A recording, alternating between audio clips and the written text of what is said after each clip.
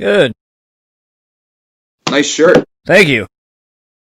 I have a weird fascination, with Wu-Tang shirts and with the mashups of the Joy Division shirts. Oh, yeah? So yesterday I was wearing, coincidentally, I didn't realize this until I put this on and my wife made a comment about wearing another Wu-Tang shirt. She was like, weren't you wearing, like, your Dr. Seuss Wu-Tang shirt that Alex Party did? Like the one-off he did where he basically made the, like, it's, I'm trying to think of what it says, Wu-Tang Clan ain't nothing to fuck with, and it's a big, like, giant fuzzy Wu-Tang symbol. That's awesome. Pretty sweet. It's been interesting to see some, like, knockoff bootlegs of that shit. But I always feel kind of weird because, like, on my co-host podcast, at the end of the episodes, they're always like, what are you listening to this week? And typically, like, you know, like, I think we're going to be doing one this weekend. Like, they asked me to come back on. We're going to be talking about the Acacia Strain, which is a band I really love, but it's I think as of right now, if I had to go based off my album of the week, I think it's going to be TLC's, I mean, basically I've been listening to The Greatest Hits, but I would probably say it's going to be like their Crazy Sexy Cool record, because I've just been finding so much, like, in headphones, like, just, like, little nuances, like, to the songs and such, where I'm like, fuck, man, I didn't realize, like, there's this thing going on, or, like on Digging on You, which has been, like, my go-to, like, if I play that, I'm on that song at least an hour, just repeat, and, like, I just started noticing in the beginning part of, before the first verse kicks in, that basically toward right at the end of, like, the pre-verse section of it, they I think it's Babyface that made that beat or produced it. There's, like, these, like, swells going on.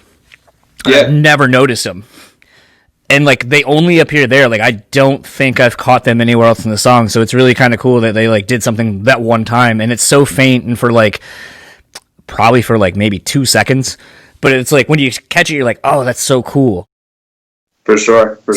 I've been noticing a lot of shit that even kind of, like, going on about, like, listening back to old TLC and just kind of being like, it's so weird, like, how, you know, in the beginning I felt like it was just a cluttered chaos of, like, what they were. Like, you know, you'd always have the rapping part, so, like, here comes Left Eye with her rapping part, or T-Boz kind of doing her thing, and then, like, you know, Chili doing a lot of the singing of the hooks and so forth.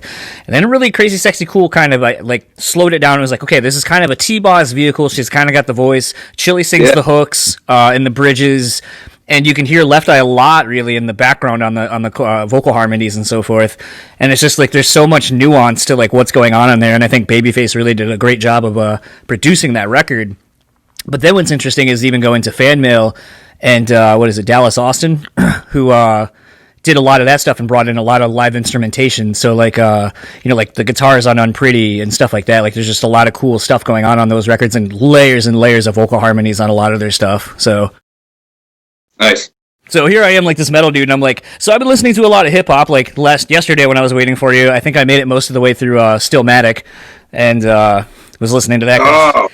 So, because of your line, and we'll get to it, but actually, fuck it, I'll leave this in, and we'll just fucking go from here. But because your line, when I was listening to the Volume 1, you got that line in there where you're like, fuck, I was yelling, fuck Jay-Z, blah, blah, blah, and I was like, all right, so you were on the Nas side, like the Nas Ho beef, like, okay, I see where you were at, you know. Yeah.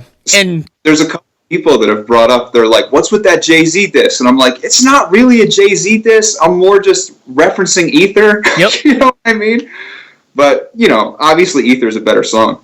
I'll say that. What's interesting about it, though, and I don't have a lot of friends who are big into hip-hop, so it's always kind of hard to reference that era of hip-hop, like when I was going in high school. But, like, Ether came out first, right? Yeah, Ether came out first. So how did he have the sample that they basically were using on Blueprint? Because the Blueprint wasn't out, and I don't think the song that he clapped back on Nas on was out at that point either. So I always wondered, how did he have basically reference a song... Like, you made it a hot line, I made it a hot song. Yeah. He had that. Now I'm all messed up on my timeline. Well, and that's the thing, is like, because on Blueprint, he's basically talking about Uchiwali, where they did that, like, big collaborative thing with, and I can't remember the group off the top of my head, but I know that was, like, the thing, like, you know, like you said, the line you said of, you know, you had a hot line, I made it a hot song, and blah, blah, blah, blah, blah, and you're like, okay, but then even, I don't know, because part of me is still, like, and maybe it's because one of my favorite Unplugged records is that Roots, or not the Roots, that Jay-Z Unplugged, because the Roots are on it. and just like the little nuances that they add to that. So like the fact that, you know, when they did that door sample on the Unplugged, the use of that door sample on that song, I'm always like, God, that's so fucking creative. Like to use a really obscure, not an obscure song and not an obscure band, but I think for most hip hop people, that's not a band you would probably think of to use as a sample. You know, same with like Michael McDonald on Regulators. Like people probably aren't listening to fucking Michael McDonald. For sure, man. So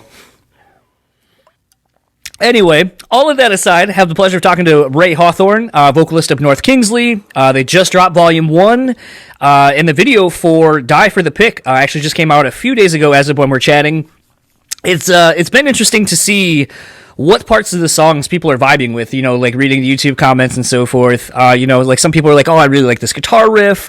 The music is interesting. Some people, it's, you know, like they're vibing on the lyrics. Something that kind of stuck out right away to me, and I kept listening back to that part to see if it was me and what I was picking up on, but it was almost like this Wu-Tang RZA-esque drop of just like the sample that you guys were using kind of in that, like the vocal. And I was like, God, that's such like a 36 Chambers kind of style, like drop everything out for a second, then come back in. Like, I don't know if that was like an intentional thing or something you guys have even talked about, but it was just kind of interesting how much old school hip hop is kind of woven in between all of this. Yeah, so we've never made it a point to specifically do that, but we're influenced by so many different things, right? So like with you earlier where you're like, oh, it's kind of weird, I'm listening to TLC all the time, but I'm this metal guy. Like, it's the same for me. Like, all week I've been listening to the new Misery Signals album. You know what I mean? Like, it's so good. I love that band. They're dope. I was stoked the new album came out. It felt like out of left field for me. I don't know if I'm just not plugged in anymore, but I was just like, this is awesome, new Misery Signals. Chavo has worked with RZA in the past, so obviously there's a lot of hip-hop influence that he has, and then Sorrow, who does like the majority of the production and stuff, he absolutely loves all this old school hip-hop stuff and a lot of what's going on in like the Los Angeles underground scene. So it's a culmination of all those styles when we really just kind of sit there and figure out like, how can we make this sound the best, and we'll go through it over and over and over again. So like part where it would drop out and sound sort of Wu-Tang like, guaranteed that's something that Chavo heard. Not whether or not he knows that he's doing a Wu-Tang thing, he knows like, oh, this is the way to go. You know what I mean? It was kind of interesting because I believe, based on some of your lyrics of talking about being things that are happening in Jersey and East Coast stuff, I would assume you're from the East Coast. I think you're living out in LA now. Yeah. Okay. New Jersey. I moved out here like 10 years ago. Okay. So sort of this, I've been out here in Michigan a lot longer, but I'm originally from Delaware, so have a lot of East Coast things. But it's kind of interesting because like when I moved out here in the Midwest in like 95, 96, it was kind of interesting to see the difference in culture out here.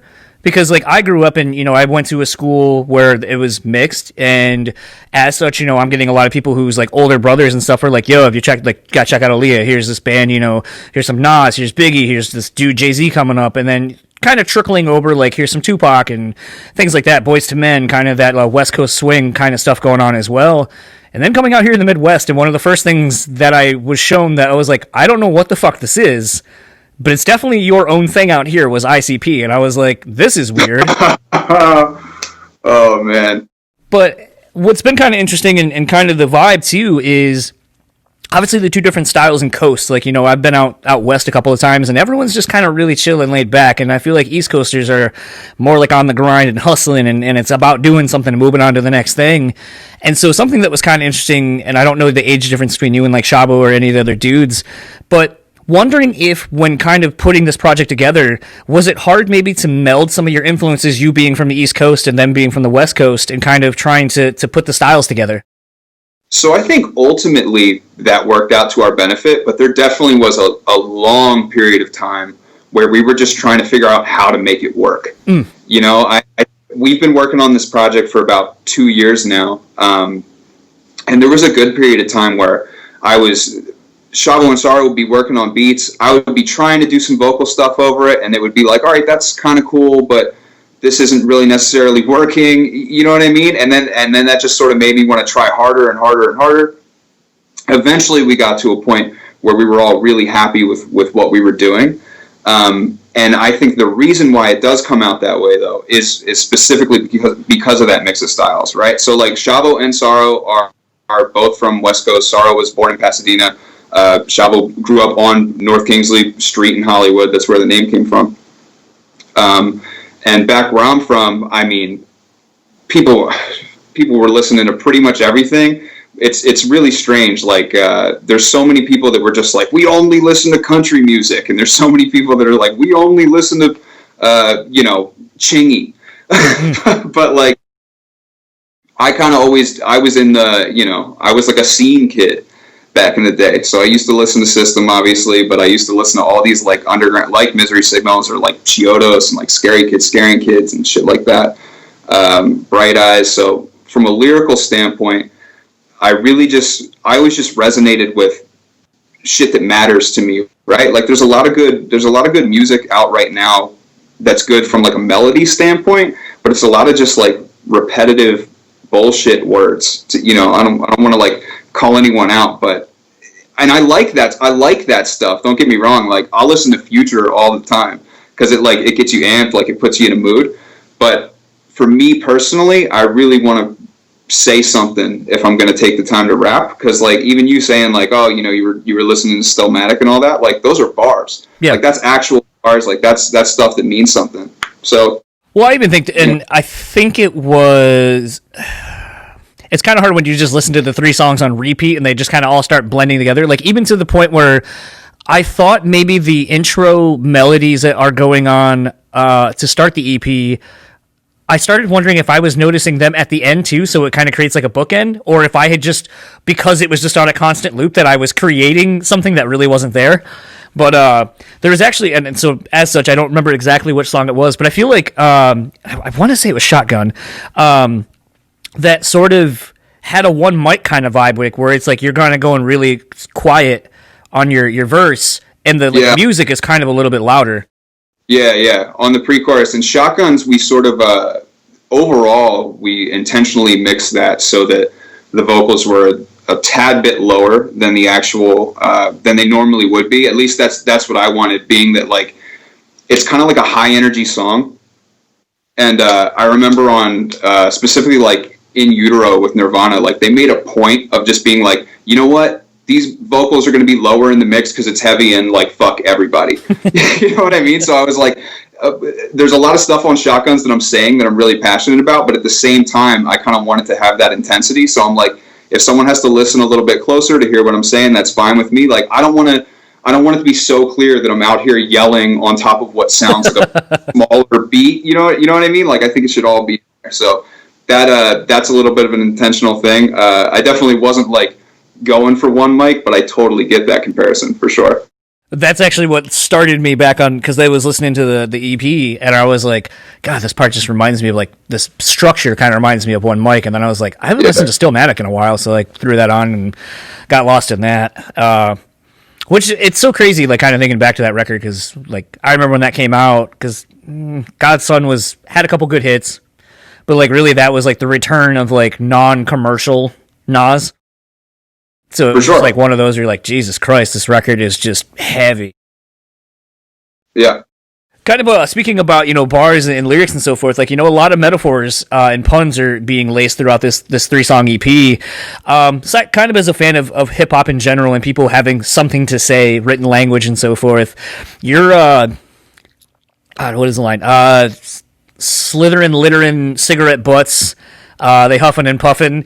I was just like, I was like, holy shit. I was like, that's a great reference to Harry Potter. But then I was even like, indirectly, you're still saying something within that reference, kind of speaking a little bit of a social commentary of sorts. And I feel like Harry Potter kind of does that a little bit at times too, having not really read the books, but just kind of what I've inferred from interviews and so forth from the writer.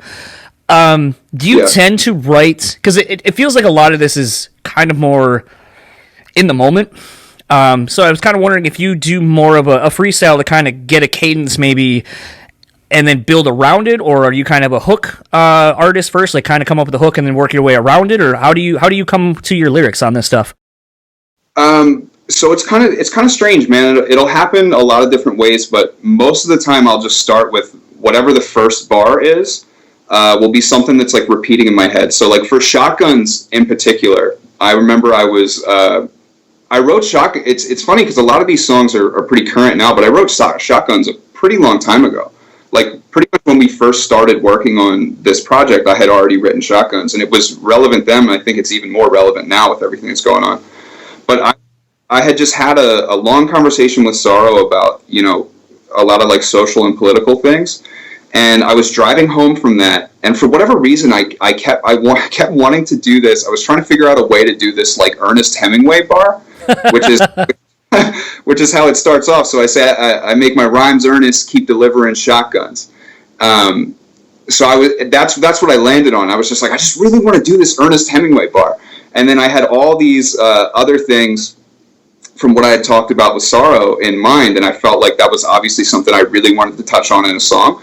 So it all just sort of blended together. I like to do references like it's not like I necessarily knew I was going to go to a Harry Potter thing. That started because like the previous line is like I build off the Hemingway one. I say my time's turning Hemingway to literate rock puns. So like a time turner, like in Harry Potter. Yeah.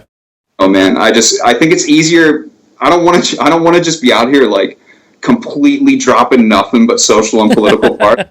Like a little bit of fluff, you know what I mean? Like there's an element of like humor and wit to any good hip hop, and if I want to even compete in that realm, I feel like I have to at least try, you know? Well, I mean, even going to your Back to the Future reference, yeah. So I mean, it's like I was saying, like I was picking up on a lot of the stuff, and maybe as a fun thing when we drop this episode, I'll grab the audio from this. But one night, like two of my friends, one of which I was living with, were just hammered one night, and we decided to try to make a rap song. Oh, so nice.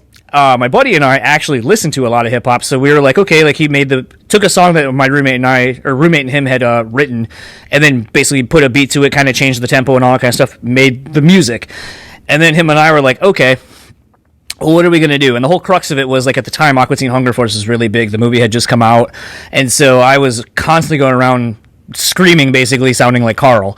And we're like, all right, let's do a Carl rap. And we're like, all right, well, what does that sound like? What does that look like lyrically? And so we're like, okay, like let's dissect rap. What is a trope of rap? And we're like, okay, you have to reference like a year or something very current in pop culture right now, so it's really fucking dated like a year later. It's true, man. It is. Like we just started breaking down all these constructs of hip hop, and then kind of put the narrative of Aqua Teen Hunger Force references. Like I think at one point, I think I was like, who else jerked off to that 2 girls 1 cup, blah blah blah blah blah, and then like, you know, we had Unforgivable as a big thing, so like we're like, yep. I think the line was I live next to a Happy Meal and they're all alive. I meat wad a shake, and then my buddy came in with like the waffle fries kind of thing from the Unforgivable. Yeah. So it's like if you don't know what that waffle fries thing is from, you don't know. But if you do, it's an extra layer to like the references we're putting in there. So it's like there's a lot of that kind of stuff. Like I said with the Back to the Future one, where I was like, okay, like that's cool. Like Calvin Klein back in '55 at the prom, blah blah blah. Like I was like, all right, Back to the Future, and you've kind of referenced, you know, time hopping and so forth in that song as well. So it's just kind of interesting, like for those that have a wide array of references that you're able to kind of get a little bit more, where someone might read that like at face value and just be like, all right, I guess something happened back in '55 with Calvin Klein. I don't know. Yeah. That's I think that sometimes because there are times when I feel like I'll go a little bit too far, like on nothing that we've released currently, but songs that I've written and scrapped. It's just like, all right, do I really need to go on for 16 bars about Crash Bandicoot? You know what I mean? Like I don't think we really need this in the world, but who knows? Maybe one day. You know, what's kind of interesting is the hook on, you know, do it for the gram, die for the pick. You know, I know it's kind of tackling a larger issue of basically people blindly following trends and so forth. But what was interesting is, as I kind of listened to the song, and mainly that line, do it for the gram, die for the pick, is it reminded me of, I was driving downtown and I was passing a bridge that overgoes the highway, and I saw these 2 girls, and one of them had gone all the way around to the part that's basically, if she fell, she would fall into the highway traffic. She had climbed all the way around to the other side so her friend could take a photo. And like, so like when you had that line, like do it for the gram, die for the pick, and I was like thinking about, like, I remember going by and just being like, what the fuck is wrong with these kids? Like, where they're gonna do something like that for a fucking photo for 10 likes. So the phrase "die for the pick," the reason that even came into a song is because that became sort of a little bit of a meme, like within the band. And there's a story about how that came. Like I actually heard someone say that.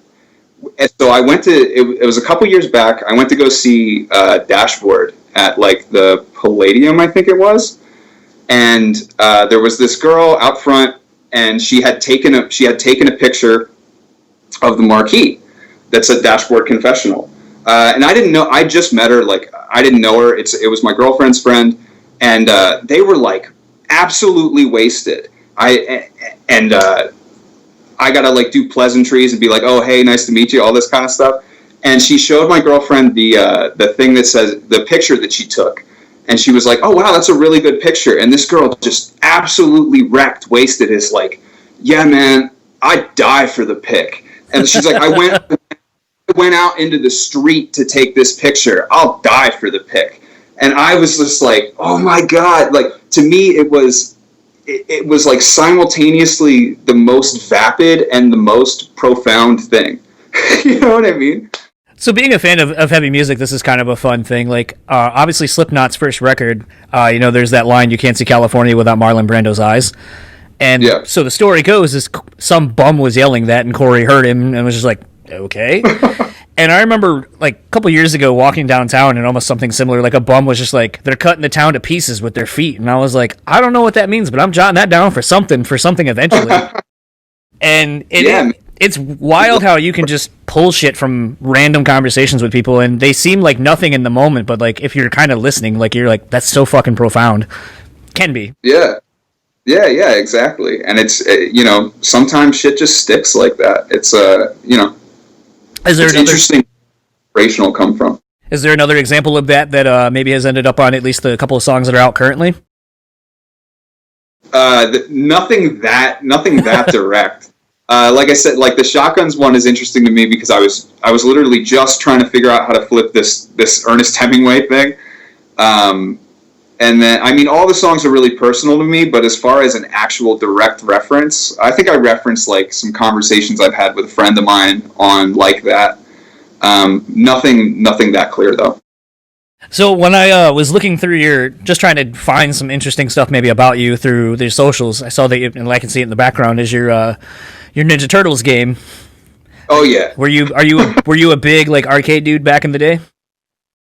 Of course, yeah. There's actually, obviously you can't go anymore since the lockdown, but there's a couple arcades around here that I still go to a bunch. I'm sure it's probably a little bit hard to find anything of me on social media. I never had social media until like 6 months ago. So yeah, your Instagram's pretty much sparse. Yeah, I only have an I was kind of forced into it. It was like, you need to get an Instagram now. All right. Actually, that brings up an interesting point, though, because one of the episodes we just dropped, actually, with Michael from Volumes, we were kind of talking about, with a lot of trends, if bands or management or labels or so forth kind of force bands into adopting to new trends, like TikTok or something. And I have wondered if, listening to like something like The Nerdist, like a lot of people, or even Mark Maron's podcast, you'll hear some people be like, yeah, I don't have social media. And people, Hardwick especially is always like, well, what's that like? Is it so great? Like people like, not bogging you down to like promote the movie or do this shit. And they're like, yeah, I don't know. I just don't do it. And so you're one of the first that I've actually talked to where you're like, yeah, I kind of was like, I didn't have anything until very recently because someone was like, hey, you probably should get this. Yeah. I mean, for me, it was, I think I deleted my Facebook in like 2012 or something like that, and I just never looked back. A lot of obviously I speak with a little bit of vitriol about this kind of stuff on Die for the Pick specifically. I just felt like I saw a lot of really negative trends with social media where it was like just so many. Don't get me wrong, there's a lot of positive that can come from social media, and I've had a good experience with what little that I use it now. But there's so many people that I've seen in my own life that sort of just compare themselves to what they see online without realizing that like it's pretty much just someone's highlight reel and it's really over exaggerated. So someone's going to be like looking at someone's Instagram and while they're at home like on a Friday night and be like, oh, I'm not partying in Maui right now. My life sucks. And it's like, this person has terrible times too. I don't know, man. I just really don't like how infatuated people have become with it. Though there's so many great ways to use social media. Like, I've definitely reconnected with people that I haven't talked to in years over the last few months, specifically because I have an Instagram now. I just wish people didn't put so much weight on what they see other people doing on Instagram. Yeah, I made the mistake the other day. Like, I was having a rough day because I stayed up too late with some friends and my wife, like, drinking and hanging out, and then I had to go to work, and I was like, fuck, I am struggling. It's just a real rough day. And I just put that on Facebook real quick. I was like, man, it's been a real struggle today. And I just didn't think I needed to explain. And then I had so many text messages from people being like, are you okay? What's wrong? And I'm like, nothing. I'm just hungover. And like, that was really it. And then everyone's like, oh, okay. And then like, I was just like, dude, I'm over this. So I like deleted the post, but I was just like, it's good, I guess, to know that people are going to like be concerned that like, if I post something like that, then, and I'm kind of being vague, that maybe there's something more to it. So there's the positive, but the negative is then I had more people blowing me up being like, what the fuck's wrong? And it's like, nothing's wrong. I'm hungover. And it's hot and I don't want to be at work. Unfortunately, there's a lot of people that'll post stuff like that online just looking for people to be like, what's wrong with you? You know what I mean? They're just looking for attention. So if you're out here just being like, yeah, I'm just kind of having like not that great of a day, boom, you're not even looking for attention. Everyone's going to swarm. Yeah. Actually, here's a fun question, since the social media has been somewhat recent for you and you've been reconnecting with people. Have you found people that maybe you weren't necessarily close with or whatever that are friending you because of you being in this group with who you're in it with? I've definitely gotten a little bit more attention from people that I never really talked to anyway, like in high school and stuff like that. Online sending me messages, and you know, I've made the point of, it's interesting because like before a couple weeks ago, I probably wouldn't have responded to these people anyway, but now that they're texting me, or now that they're messaging me on Instagram, I have made a point of responding, at least to just be like, hey, what's up, thanks, or whatever, just so they don't think I'm big timing them. You know what I mean? Because like I am the furthest thing from big time, bro. You know what I mean? Like I've got like 300 followers on my Instagram. Like I am not a big time dude, right? So I don't want it to come across like, even though I legitimately don't want to talk to these people, I don't want it to come across like, oh, I'm too good for you. It's the optics of it are super strange, and it's like a strange thing to think about in my life. What other, obviously you, in like your promo photos, you're wearing like a Scary Kid shirt. You referenced them earlier. You were just talking about the Misery Signal, stuff like that. Were you ever in any like hardcore bands or like post-hardcore bands from back in the day, or is this kind of one of your first like bands? Would know about, you know what I mean? Like I was in hardcore bands like in my hometown that never really made it out of my hometown, you know. But I love that whole scene. Like that whole scene in general is what got me to start writing music in the first place, you know. Because it's like, I think there's something to be said about the whole DIY aspect of that particular hardcore scene, and I know there's punk rock scenes before that, but I didn't live through that, so I can't really reference it. But if I'm looking at Motley Crue, that just doesn't seem attainable. You know what I mean? Like those dudes are presenting themselves as gods, and it just doesn't seem attainable. But if you're just out here like listening to Under Oath, you're like, I could probably do that. Like those are pretty normal guys.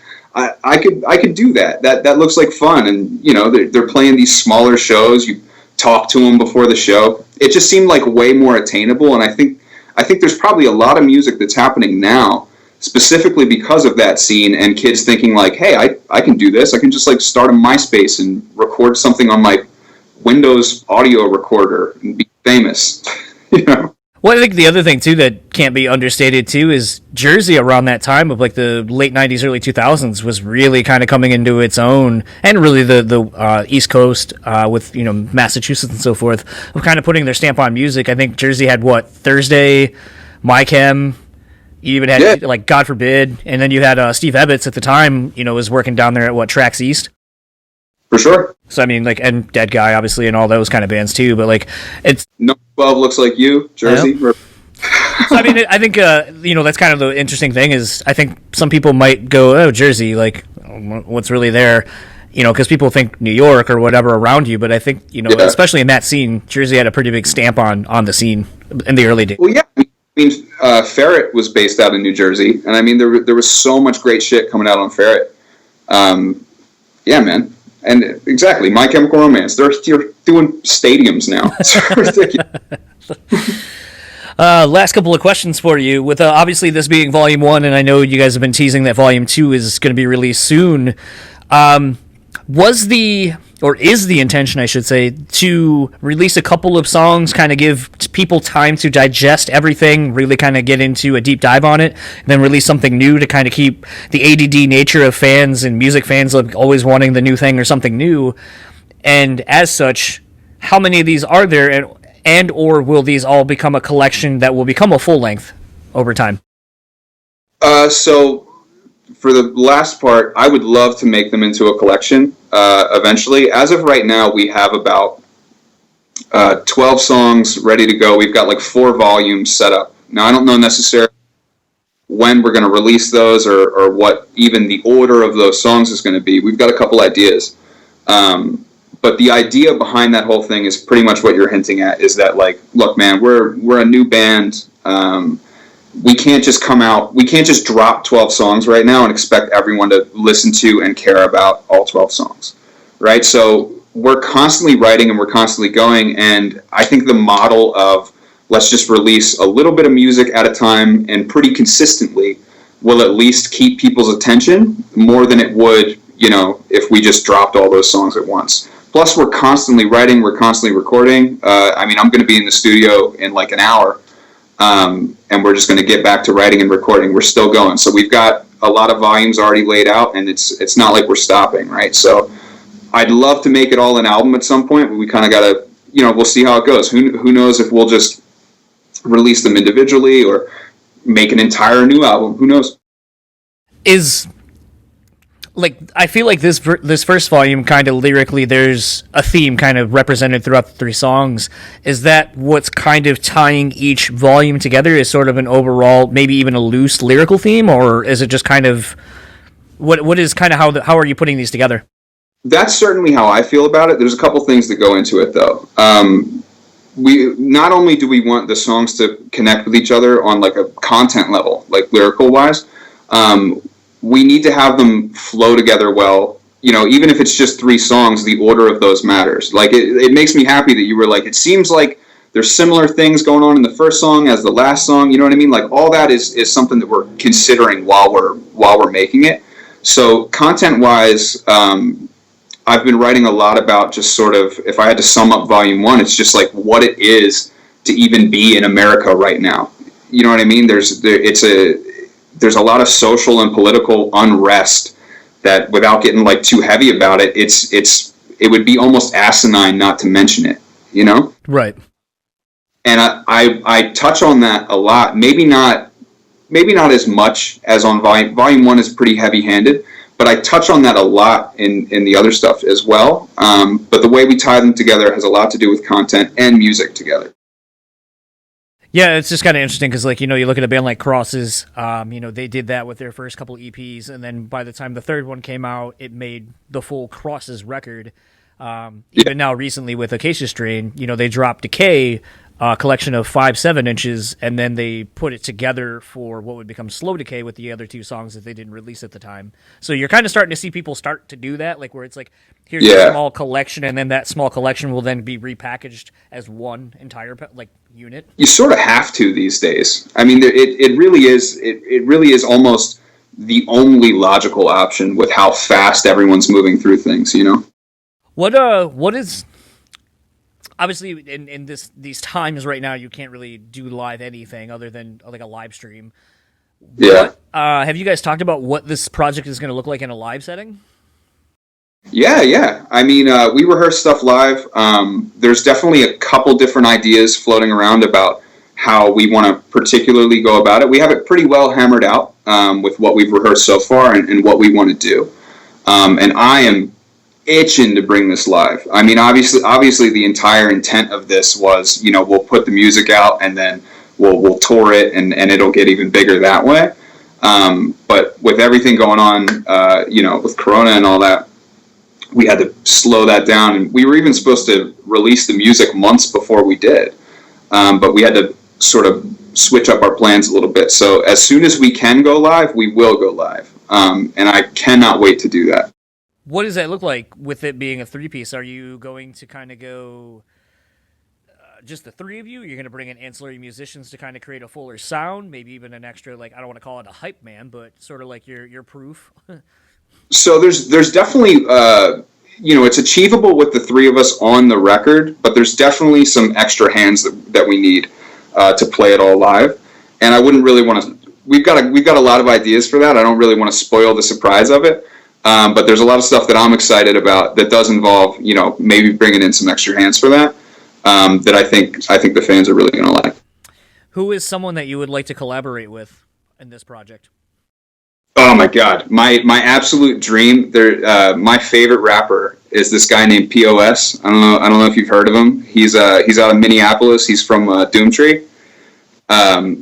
He's got an album called Never Better that is bar none the best hip hop album I ever heard in my life. I listen to it all the time for inspiration. Like if I know I'm going to track vocals that day, I'm like listening to Never Better on the way to the studio. I am dying to work with that guy. I really, really want to. I would love to get a verse from him. I think it would be awesome. He's super lyrical, and I don't know, man. He's so intense. Absolute favorite rapper. If POS ever sees this, get at me.